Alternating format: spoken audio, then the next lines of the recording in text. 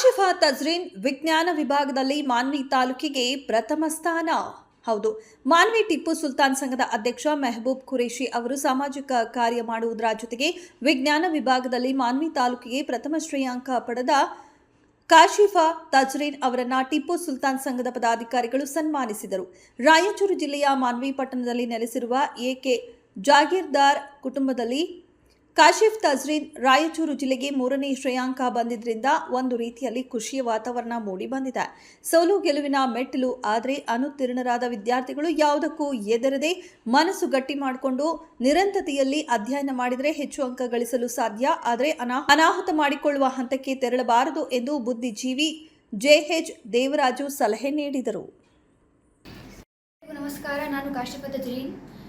ನಾನು ಈ ಸ್ಥಾನ ತಲುಪಲು ಮೊದಲು ಅಲ್ಲಾಹ್ ಮತ್ತು ನನ್ನ ತಂದೆ ತಾಯಿ, ನನ್ನ ಸಹೋದರರು ಎಲ್ಲರೂ ಯಾರು ಸಪೋರ್ಟ್ ಮಾಡಿದ್ದಾರೆ ಎಲ್ಲರಿಗೂ ಧನ್ಯವಾದಗಳು ಹೇಳುತ್ತೇನೆ. ಹಾಗೂ ನನ್ನ ಗುರುಗಳಿಗೆ, ನನ್ನ ಸರ್ವೋದಯ ಕಾಲೇಜಿನ ಗುರುಗಳಿಗೆ ಧನ್ಯವಾದಗಳನ್ನು ಹೇಳುತ್ತೇನೆ.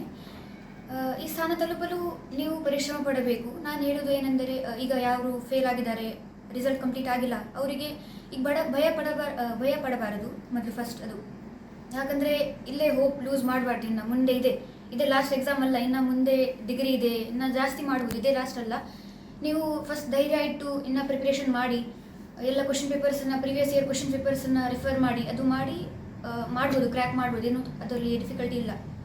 ಅಷ್ಟು ಹೇಳಿ ಧೈರ್ಯ ಲೂಸ್ ಮಾಡಿಬಿಡ್ರಿ, ಮುಂದೆ ಇನ್ನೂ ಜಾಸ್ತಿ ಇದೆ ಅಷ್ಟು ಹೇಳಿ ನಾನು ನನ್ನ ಮಾತು. ನೀವು ಯಾವ ರೀತಿ ಸ್ಟಡಿ ಮಾಡ್ತಾ ಇದ್ರಿ, ಎಷ್ಟು ಅವರಲ್ಲೇ ಮಾಡ್ತಾ ಇದ್ರಿ?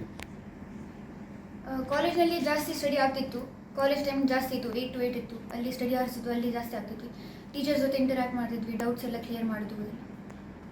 ನಿಮ್ಮ ತಂದೆ ತಾಯಿಯವರು ಯಾವ ರೀತಿ ಸ್ಫೂರ್ತಿ ಕೊಡ್ತಾ ಇದ್ದಾರೆ ನಿಮಗೆ? ತಂದೆ ತಾಯಿನೇ ಬಹಳ ಇನ್ಸ್ಪಿರೇಷನ್ ಕೊಡ್ತಾರೆ, ಅವರೇ ಓದಿ ಅಂತ ಮುಂದೆ ನಿಮಗೆ ಕಳಿಸೋದು. ಅಲ್ಲ, ಇದೀಗ ಈ ರೀತಿಯಾಗಿ ನಿಮ್ಮ ಶಿಕ್ಷಣ ಸಂಸ್ಥೆಯಲ್ಲಿ ಯಾವ ರೀತಿ ಟೀಚರ್ಸ್ ನಿಮಗೆ ಕೋಆಪರೇಟ್ ಕೊಡ್ತಾ ಇದ್ರು?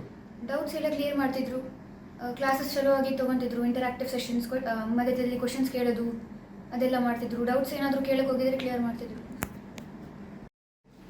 ನನ್ನ ವೈಯಕ್ತಿಕವಾಗಿ ಅಭಿನಂದನೆ ಸಲ್ಲಿಸುತ್ತೇನೆ.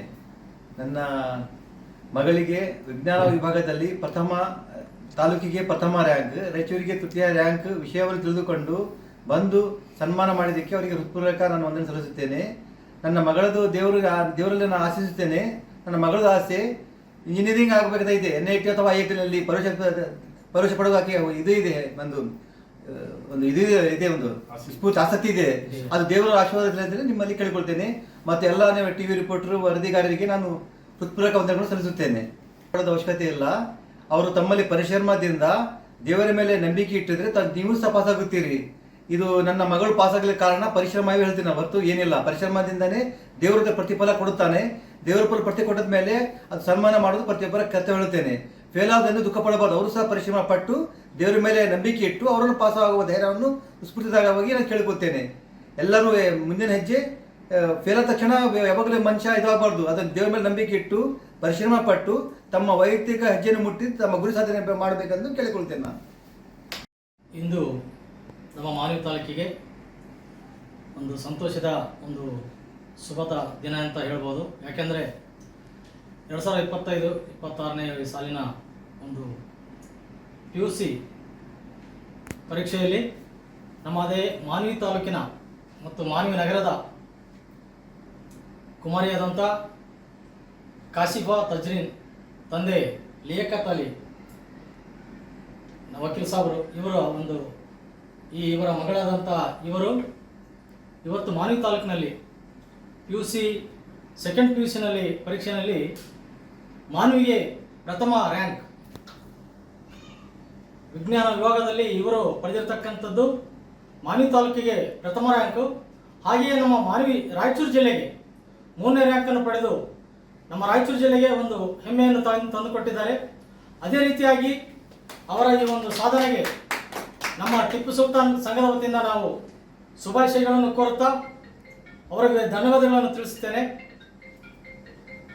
ಆ್ಯಕ್ಚುಲಿ ಲಿಯಾಕತ್ ವಕೀಲ್ ಸಾಹೇಬರು ನಾನು ವೈಯಕ್ತಿಕವಾಗಿ ಹೇಳಬೇಕಂದ್ರೆ, ಇವರು ನನ್ನ BA ಕ್ಲಾಸ್ನಲ್ಲಿ ನಮ್ಮ ಕ್ಲಾಸ್ಮೇಟ್ ಇವರು. ಇವರ ಮಗಳಾದಂಥ ಕಾಶಿಫಾ ತಜ್ರೀನ್ ಇವರು ಕೂಡ ನಮಗೆ ಒಂದು ತಾಲೂಕಿನ ಮಗಳಾಗಿ ಈ ತಾಲೂಕಿನ ಒಂದು ಹೆಮ್ಮೆಗೆ ಒಂದು ಒಂದು ಗರಿಯನ್ನು ಹೆಚ್ಚಿರೋದಕ್ಕಾಗಿ ನಮಗೆಲ್ಲರೂ ಸಂತೋಷವಾಗಿದೆ.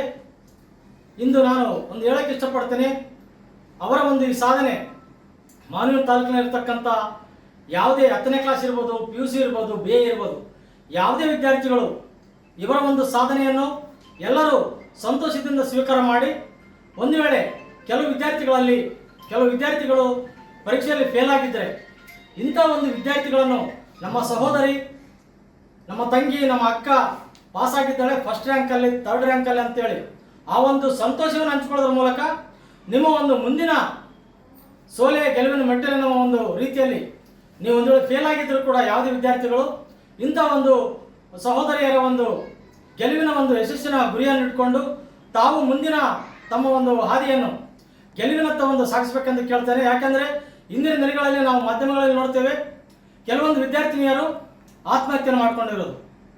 ಸಾಮಾನ್ಯವಾಗಿ ನಾವು ಜೀವನದಲ್ಲಿ ನೋಡ್ಬೇಕಂದ್ರೆ ನಮ್ಮ ಜೀವನದಲ್ಲಿ ಸಾವಿರಾರು ಪರೀಕ್ಷೆಗಳು ಬರ್ತವೆ. ಅದು ಒಂದೇ ಪರೀಕ್ಷೆಯಲ್ಲಿ ನಾವು ಸೋತ್ರೆ ನಮ್ಮ ಜೀವನನೇ ಸೋತಂಗಂತ ಯಾರು ತಿಳ್ಕೊಬಾರ್ದು.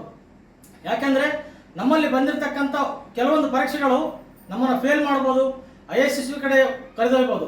ಆದರೆ ನಾನೇನು ಹೇಳ್ತೀನಿ, ಸೋಲೆ ಗೆಲುವಿನ ಮೆಟ್ಟಿಲು ಅಂತ ತಿಳ್ಕೊಂಡು ನಾವು ಆ ಸೋಲನ್ನು ಒಂದು ಜಿದ್ದಾಗಿ ಚಾಲೆಂಜ್ ಆಗಿ ತಗೊಂಡು ಮುಂದಿನ ದಿನಗಳಲ್ಲಿ ಇಂಥ ಒಂದು ಸಹೋದರಿಯರ ಒಂದು ಮಾರ್ಗದರ್ಶನದಂತೆ ತಿಳ್ಕೊಂಡು ಒಂದು ತಮ್ಮ ಉಜ್ವಲ ಭವಿಷ್ಯಕ್ಕಾಗಿ ಪುನಃ ಶ್ರಮಪಟ್ಟು ತಮ್ಮ ಮುಂದಿನ ಒಂದು ವಿದ್ಯಾರ್ಥಿ ಜೀವನವನ್ನು ಯಶಸ್ವಿಗೊಳಿಸಿರ್ಬೇಕೆಂದು ನಾನು ಕೇಳ್ಕೊಳ್ತೇನೆ. ಯಾಕೆಂದರೆ ನಮ್ಮ ಜೀವನದಲ್ಲಿ ವಿಜ್ಞಾನಿಗಳಿರ್ಬೋದು, ಡಾಕ್ಟರ್ಸ್ ಇರ್ಬೋದು, ರೈತ ಇರ್ಬೋದು, ಇವರೆಲ್ಲರೂ ತಮ್ಮ ಒಂದು ಕ್ರಿಯೆಗಳಲ್ಲಿ, ತಮ್ಮ ಒಂದು ವಿಷಯಗಳಲ್ಲಿ ಒಂದಿಲ್ಲ ಒಂದು ಸರಿ ಫೇಲ್ ಆಗ್ತಾರೆ. ವಿಜ್ಞಾನಿಗಳು ಕೂಡ ಯಾವುದು ರಾಕೆಟ್ ಉಡಾವಣೆ ಸಮಯದಲ್ಲಿ ಕೂಡ ಫೇಲ್ ಆಗ್ತಾರೆ. ಹಂಗಂತವ್ರು ಅದನ್ನು ಕಾರ್ಯಕ್ರಮ ನಿಲ್ಲಿಸಲ್ಲ. ಡಾಕ್ಟರ್ ಕೂಡ ರೋಗಿನ ಉಳಿಸ್ಬೇಕಾದ್ರೆ ಫೇಲ್ ಆಗ್ತಾರೆ, ಕೈ ತಪ್ಪೋಗ್ತದೆ, ಹಾಗಂತವ್ರು ಆಸ್ಪತ್ರೆನೇ ಮುಚ್ಚಲ್ಲ. ಅದೇ ರೀತಿಯಾಗಿ ವಿದ್ಯಾರ್ಥಿಗಳು ತಮ್ಮ ಒಂದು ಸಾರಿ ಪರೀಕ್ಷೆಯಲ್ಲಿ ಸೋತರೂ ಕೂಡ, ಫೇಲ್ ಆದರೂ ಕೂಡ ಅದನ್ನು ತಮ್ಮ ಸೋಲಲ್ಲ ಅಂತ ತಿಳ್ಕೊಂಡು ಇಂಥ ಒಂದು ಯಶಸ್ಸನ್ನು ಸಾಧಿಸಿದಂಥ ನಮ್ಮ ಕಾಶಿಪಾತ್ ಅಜ್ರಿ ಅಂತ ಒಂದು ಉದಾಹರಣೆಯಾಗಿ ತಮ್ಮ ಮುಂದಿನ ಗೆಲುವಿನ ಮೆಟ್ಟಿಲಾಗಿಟ್ಕೊಳ್ಳೋ, ತಮ್ಮ ಮುಂದಿನ ಜೀವನವನ್ನು ಭವಿಷ್ಯವನ್ನು ರೂಪಿಸ್ಕೊಳ್ಬೇಕೆಂದು ನಾನು ಈ ಮೂಲಕ ಎಲ್ಲ ವಿದ್ಯಾರ್ಥಿಗಳಲ್ಲಿ ಕೇಳ್ಕೊಳ್ತೀನಿ.